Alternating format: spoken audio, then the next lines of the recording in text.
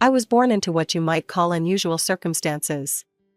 My parents, Sarah and Michael Thompson, were well into their 40s when I came into this world, a miracle they never expected. They already had my brother James, who they'd adopted when he was 3 years old, about 6 years before I was born. Mom used to tell me the story of how they found James at the local orphanage. After years of failed attempts to conceive, they had decided to open their hearts to a child who needed a home. The moment they saw James, with his mop of brown curls and shy smile, they knew he was meant to be their son. They gave him everything they could: love, attention, the best education they could afford. He was their whole world. Then I happened. The doctors couldn't believe it, Mom would say, her eyes tearing up every time she told the story. They kept running tests, because they thought there must be some mistake. But there you were, growing strong and healthy inside me. I came into the world on a rainy April morning, a healthy 7-pound baby girl they named Chelsea. Dad said he'd never seen Mom cry so much as she did when she first held me. They were overjoyed to have a daughter, especially one they'd thought impossible. But James was a different story. I remember one of my earliest memories, probably when I was around 3. I was toddling after James in our backyard, my chubby legs struggling to keep up with his longer strides. "Jamie, wait for me," I called out, using the nickname he hated. He whirled around, his face twisted with anger. "Stop following me. And don't call me Jamie." "But I want to play with you," I said, my lower lip trembling. "Well, I don't want to play with you. Why don't you go bother Mom and Dad? They love having their precious little miracle around." I didn't understand then why he was so angry. In my innocent mind, he was my big brother, and I loved him unconditionally. I thought that's just how it worked: you love your family, and they love you back. Mom and Dad tried their best to manage the situation. They made sure to give James just as much attention as they gave me, if not more. When they bought me new clothes, they bought him something too. When they took me to the park, they made sure to schedule something special for James as well. "James, honey," I once overheard Mom saying through his bedroom door, "Chelsea's your sister. She loves you so much. Can't you try to?" "She's not my sister," James had shouted back. "She's just the kid you had when you decided I wasn't enough." When I was 4, things at home went from bad to worse. I remember sitting at the bottom of our stairs one evening, clutching my stuffed rabbit, while another one of James's explosions shook our house. "I'm not going to some shrink," James's voice boomed through the hallway. "You think I'm crazy now? Is that it?" "Nobody thinks you're crazy, sweetheart," Mom's voice was gentle, but strained. "We just want to help you work through your feelings. Dr. Anderson is really nice, she—" "Oh sure," James cut her off. "Ship the adopted kid off to therapy while your real daughter gets to stay home. That's what this is really about, isn't it?" I heard Dad's heavy sigh. "Son, this has nothing to do with Chelsea. We're worried about you. You've been so angry lately." "Of course I'm angry." Something crashed against the wall, probably one of the framed photos Mom loved so much. "You got your perfect little biological child now, so why do you even need me around? Why don't you just send me back?"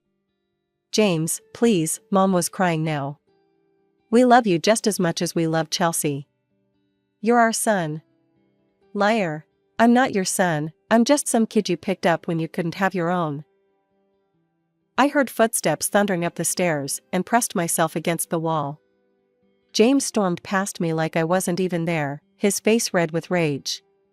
His bedroom door slammed so hard the whole house seemed to shake. That became our new normal. Every little thing set James off. When Mom bought me new shoes for kindergarten, she made sure to get him an expensive new backpack for middle school. But he threw it across the room, claiming she'd spent more on my shoes. Even when they tried to include me in his life, it backfired. They took me to his basketball games, thinking it would help us bond as siblings. Instead, he'd get furious if I cheered for him. "Stop bringing her," he yelled after one game. "She's ruining everything. Everyone's looking at her instead of watching me play." I remember one particularly bad day when Mom got us both ice cream cones. Mine had sprinkles on it, and James's didn't, not because Mom hadn't offered, but because he'd said he didn't want any. 5 minutes later, he was having a meltdown about how they always gave me extra special treatment. These episodes would end the same way. James would lock himself in his room, sometimes for days. Mom would leave trays of food outside his door, which he'd only retrieve late at night when he thought we were all asleep. I'd hear him sometimes, padding down the hallway like a ghost. During these silent periods, our house felt like it was holding its breath. Mom would cry when she thought I couldn't see her. Dad would stand outside James's door for long minutes, his hand raised to knock, before walking away without making a sound. And I, not fully understanding what was happening but knowing somehow that I was part of the problem, tried to make myself as small and quiet as possible. I was 6 years old when Aunt Martha died. I didn't know her well. She was Mom's aunt who lived several hours away, but her death threw our family into chaos in a way none of us expected. "We have to leave right now," Mom said, hurriedly packing an overnight bag. "James, you're old enough to watch Chelsea for one day. We'll be back late tonight." James rolled his eyes, but nodded. "Whatever."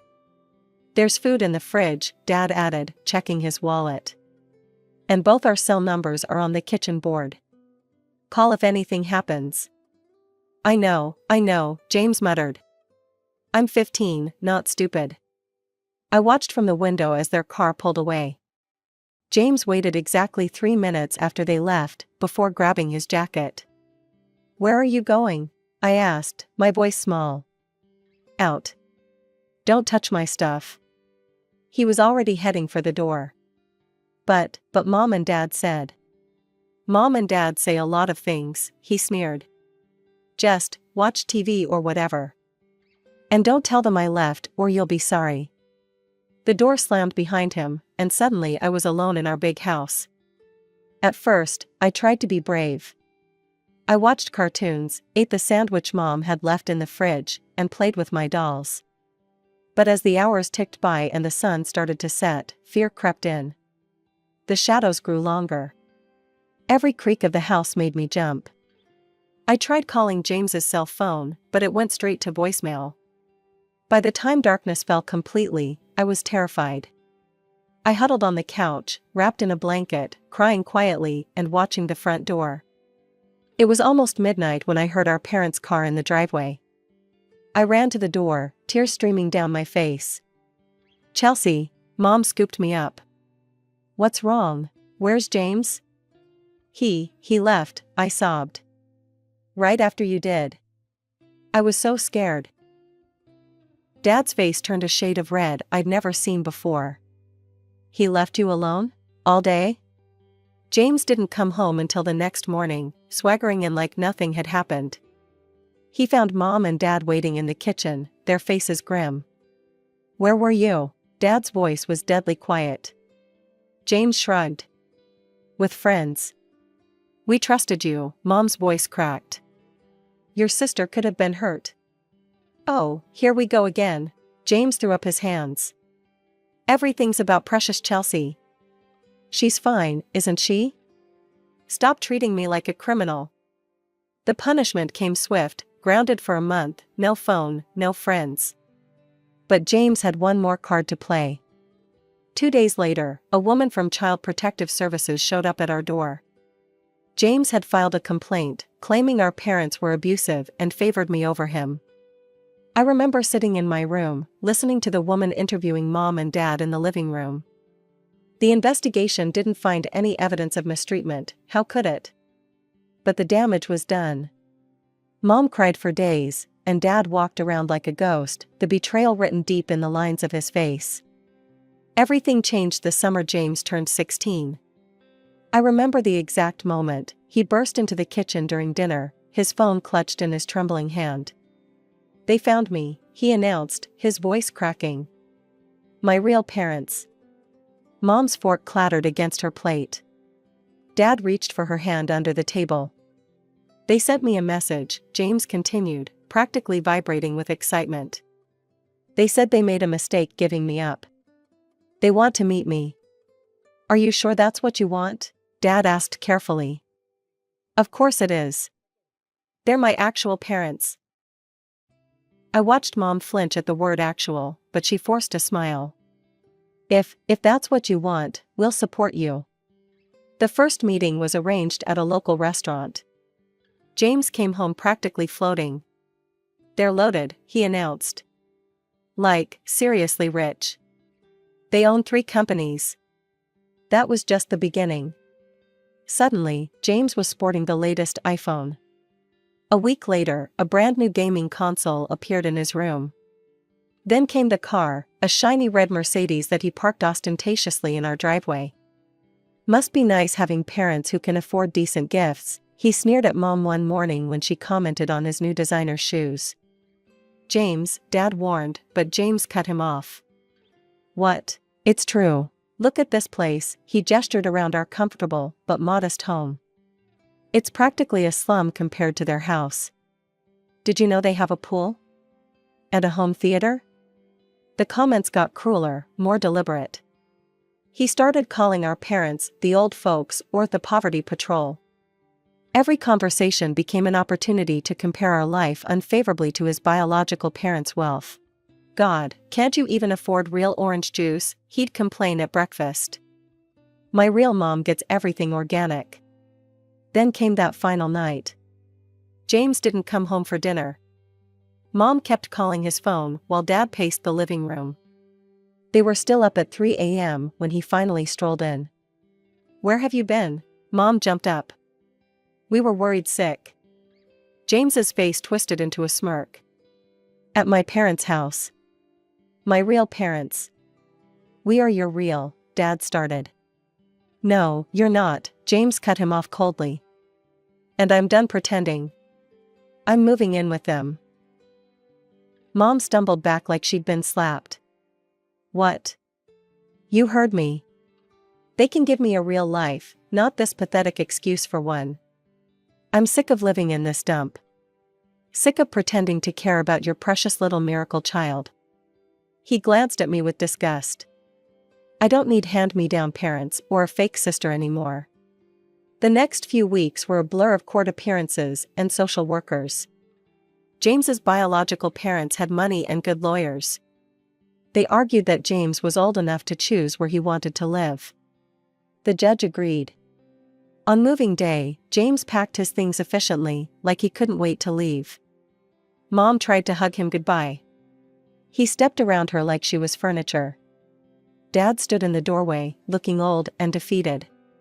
James, he said softly. You'll always have a home here. But James was already walking to his Mercedes, not looking back. He didn't say goodbye.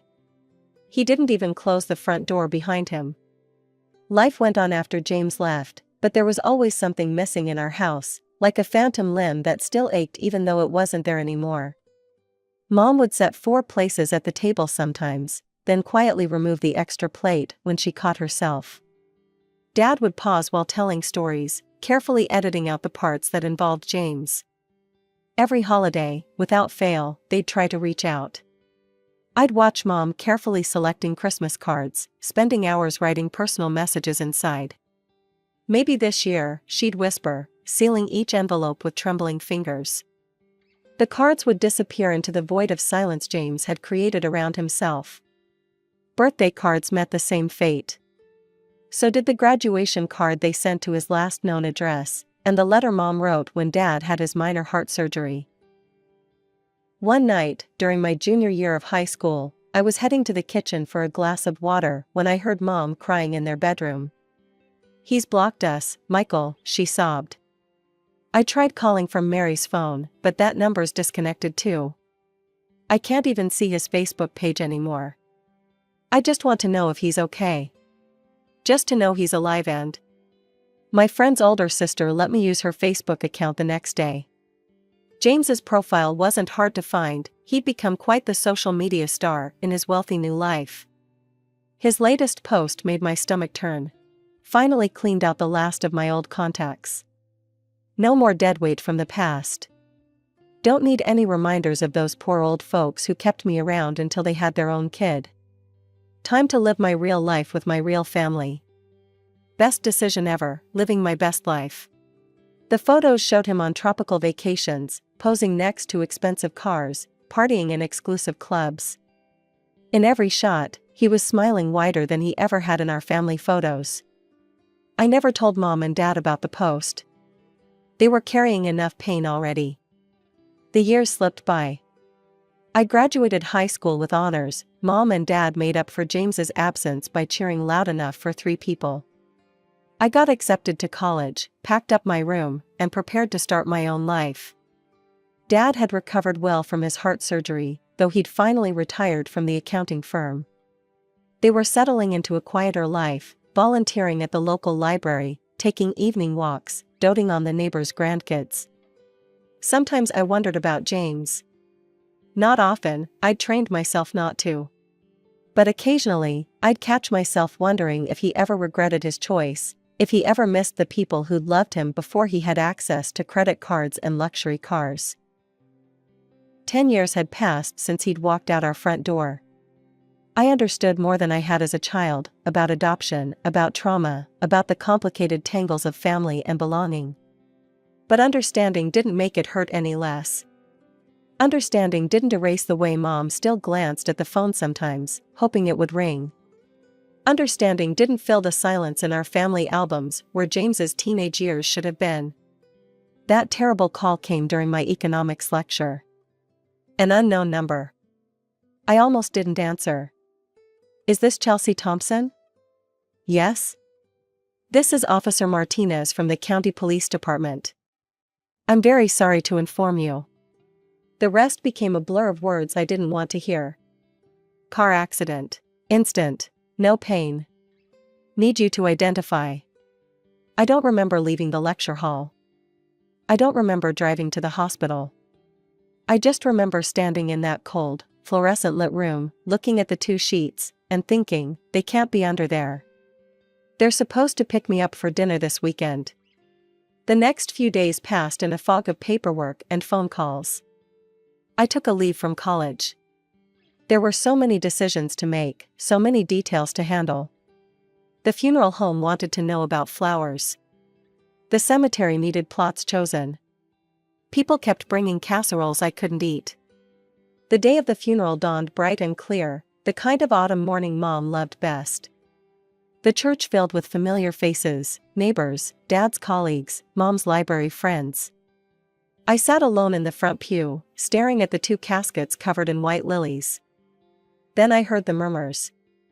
I turned and saw him striding down the aisle, James. For a moment, my heart lifted. He'd come. After all these years, he'd come to say goodbye. But he wasn't alone. A man in an expensive suit followed close behind him, carrying a leather briefcase. Hello, Chelsea, James said, his voice carrying none of the grief appropriate for the occasion. Sorry about the old folks. I stared at him, unable to process his casual tone. You came. Well, yeah. He gestured to the man beside him. This is Mr. Patterson, my lawyer. Well, technically my parents' lawyer, my real parents, I mean. They thought I should have proper representation for the inheritance discussion. The word hit me like a physical blow. Inheritance? Obviously, he straightened his designer tie. I may have moved on, but legally, I was their son for 13 years. That entitles me to a share. They're not even in the ground yet, I whispered, horrified. He shrugged. Just being efficient. I've got a new business venture that could really use some capital. This inheritance could help with that. The service began. James sat a few pews behind me, and throughout the eulogies, the prayers, the final hymns, I could hear the soft tapping of his phone. When I glanced back once, he was smiling at his screen, completely disconnected from the fact that the people who had raised him, who had loved him unconditionally, were lying in caskets mere feet away. Mom and Dad had taught me that love was patient, love was kind. But watching James tap away on his phone during their funeral, occasionally smirking at whatever message he was sending, I learned that love could also break your heart. The house felt empty when we returned after the funeral. Mr. Collins, the family notary who'd known us for years, sat up at the dining room table, the same table where we'd eaten countless family dinners, where Mom had helped with my homework, where Dad had done the crossword every Sunday morning. James sprawled in Mom's favorite chair, his lawyer Mr. Patterson sitting properly beside him. I chose Dad's old spot, my fingers tracing the worn edge of the table.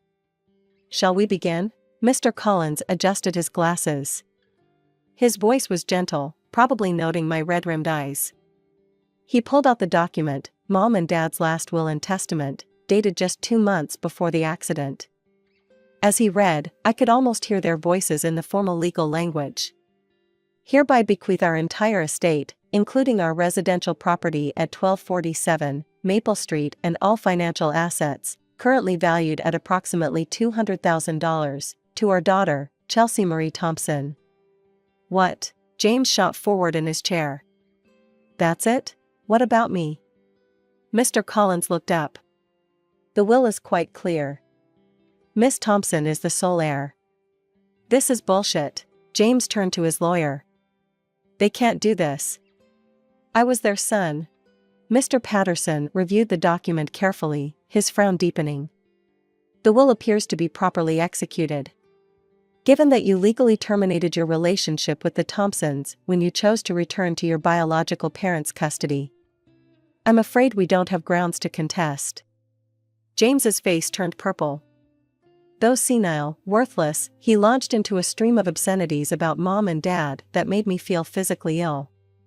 Even Mr. Patterson looked uncomfortable, shifting in his seat and avoiding eye contact with his client. Mr. Thompson, Mr. Collins, cleared his throat, interrupting James's tirade. "There is one more thing.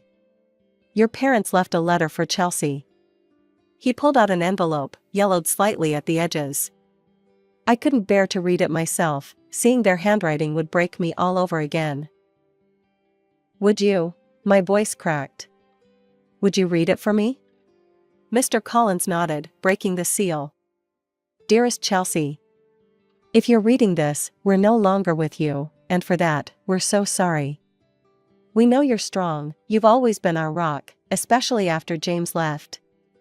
But you're also kind, perhaps the kindest person we've ever known. Everything we have is yours now. The house where we made so many memories, the savings we put aside for your future, it's all in your hands. We trust your judgment completely. But we have one last hope. If James ever finds his way back to us, if he comes to say goodbye and shows that somewhere inside him is still the boy we loved so much, we ask you to consider sharing this inheritance with him. This is entirely your choice, we would never presume to tell you what to do. You'll know in your heart if he deserves this chance. We love you, sweetheart. We love both of you, always have, always will. Mom and Dad." I watched as the color drained from James's face. For the first time since he'd walked into the funeral, his carefully constructed facade cracked. "Chelsea," his voice suddenly turned soft, pleading. "I didn't mean what I said before. About Mom and Dad. I was just upset, you know how it is.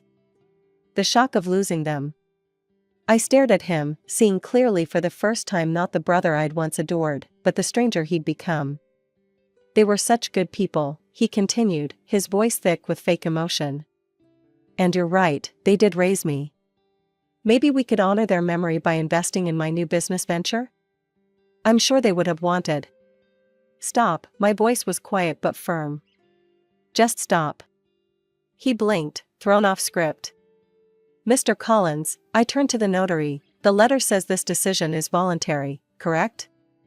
"Absolutely," he nodded. "The choice is entirely yours, Miss Thompson." I stood up, my legs steady, despite the emotional earthquake of the day. "Then my answer is no. You showed exactly who you are today, James. You couldn't even put down your phone during their funeral.